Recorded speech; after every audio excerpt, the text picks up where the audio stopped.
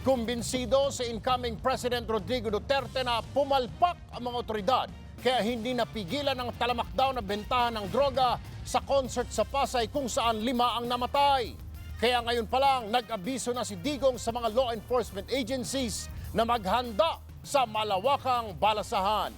Maaksyon si Mia Reyes. Wala dapat press con kahapon si incoming President Rodrigo Duterte. Pero bandang hating gabi, bigla niyang ipinatawag ang mga miyembro ng media. Napilitan ako magtawag ng press con dahil doon sa nangyari sa Pasay. Alam mo kasi, nobody is talking about the incident. Well, something that would convey to the public of the anger of the people, of the parents.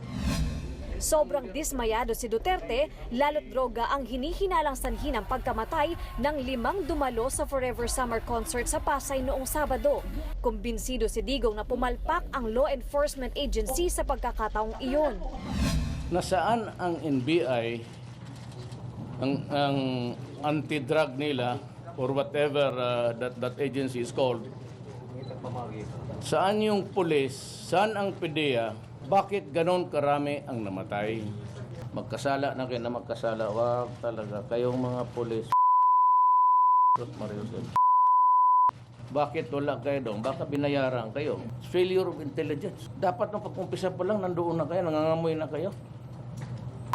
Karami na dyan sa Maynila. Oras daw na maupo si Duterte bilang Pangulo, bubusisiin niya kung nasaan ang intelligence at operations fund ng mga pulis at law enforcement agencies.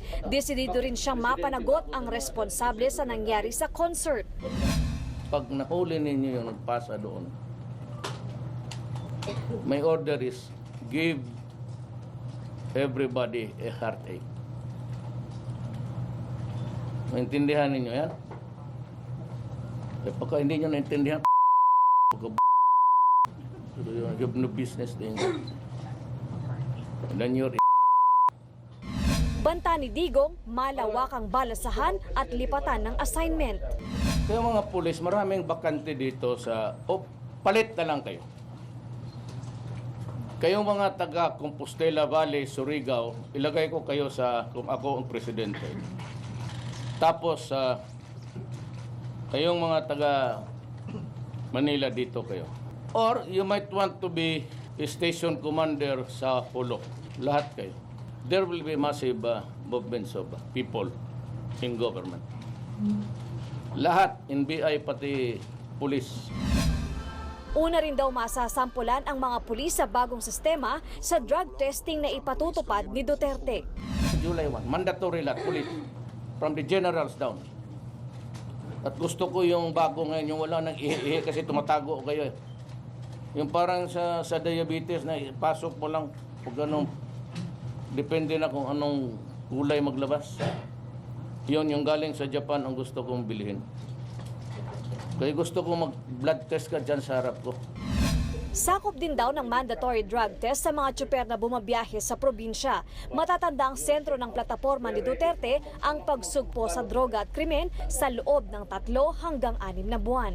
Umaaksyon, Mia Reyes, News 5. Be sure to come back. Use 5 everywhere. Copyright 2016.